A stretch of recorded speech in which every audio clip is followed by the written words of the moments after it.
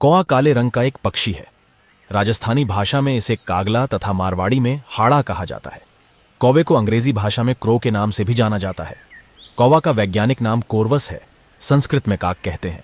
पृथ्वी पर कौवे की 40 से भी अधिक प्रजातियां पाई जाती हैं। अंटार्कटिका महाद्वीप के अलावा यह पक्षी सभी महाद्वीपों पर पाया जाता है। कौवा भूटान का राष्ट्रीय पक्षी भी है। कौवे की आवाज बहुत ही कर्कश होती है, यह कांव कांव करता है। इनकी आवाज कोयल की तरह मीठी नहीं होती है। कौवे को बहुत उद्दंड, धूर्त, चालाक तथा बुद्धिमान पक्षी माना जाता है।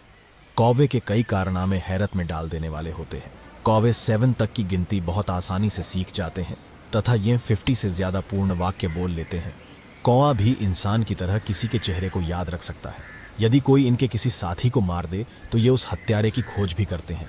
नीदरलैंड देश में कौवा पक्षी को प्रशिक्षण देकर उनसे सफाई का काम करवाया जाता है। यह भी देखा गया कि ये जोर से बंद नट्स को सड़क पर गिराकर किसी वाहन द्वारा उनको कुचलकर खोल दिए जाने का इंतजार भी करते हैं। बताते हैं कि कौओं का दिमाग लगभग उसी तरीके से काम करता है जैसे चिंपैंजी और डॉल्फिन का। कौवे इतने चतुर चालाक होते हैं कि चेहरा देखकर ही जान लेते हैं कि कौन खुराफाती है और कौन दोस्त हो सकता है। कौवे अपनी चतुराई दिखाने में लाजवाब होते हैं। वैज्ञानिक इनको उम्दा चतुर पक्षियों में इसलिए गिनते हैं क्योंकि इन्होंने ऐसे तमाम इम्तिहान पास किए हैं जिन्हें दूसरे पक्षियों के लिए पास कर पाना मुश्किल है।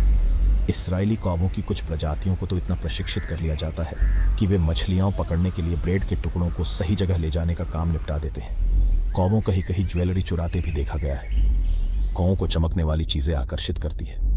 कौवे अपने पंखों को कीटाणु मुक्त रखने के लिए अजीब तरीका अपनाते हैं। वे लाल चींटियों के कस्बे में जाकर अपने परों को उन पर रगड़ते हैं क्योंकि लाल चींटियों में फॉर्मिक अम्ल होता है जिससे कौवे के पंखों से कीटाणु मर जाते हैं।